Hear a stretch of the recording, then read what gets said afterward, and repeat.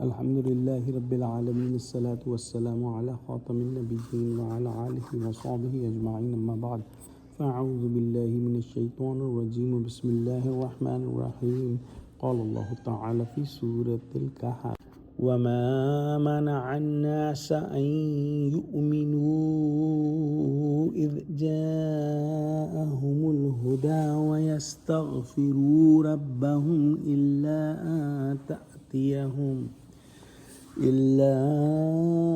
أن تأتيهم سنة الأولين أو يأتيهم العذاب قبلا۔ ترجمہ: اور لوگوں کے پاس جب ہدایت آ گئی تو ان کو کس چیز نے منع کیا کہ ایمان لائیں اور اپنے پروردگار سے بخشش مانگیں بجز اس کے اس بات کے منتظر ہوں کہ انہیں بھی پہلوں کا سا معاملہ پیش آئے یا ان پر عذاب سامنے آ موجود ہو۔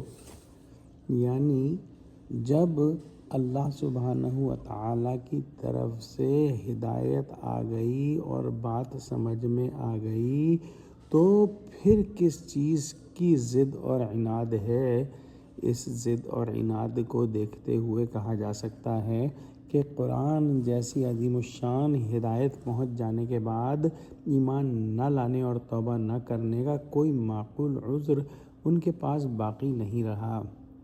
آخر قبول حق میں اب کیا دیر ہے اور کاہے کا انتظار ہے بجز اس کے کہ پہلی قوموں کی طرح اللہ سبحانہ وتعالیٰ ان کو بکلی تباہ کر ڈالے اور ان کو صفائے ہستی سے مٹا دے، یا اگر تباہ نہ کیے جائیں تو کم از کم مختلف صورتوں میں عذاب الہی آنکھوں کے سامنے آ کھڑا ہو۔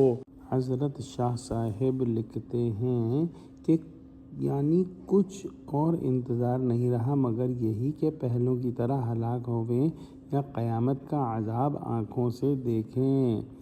دعا کرتے ہیں کہ اللہ سبحانہ و تعالی ہم کو قرآن کا فہم عطا فرما، ہم کو سچوں سے جوڑے اور ہم کو صراط مستقیم پر قائم و فرما دے۔ یا اللہ ہماری آنکھیں ابھی کھول دے اور ہم کو ان خوش نصیبوں میں سے کر دے جو آخرت کی تیاری میں لگے رہتے ہیں۔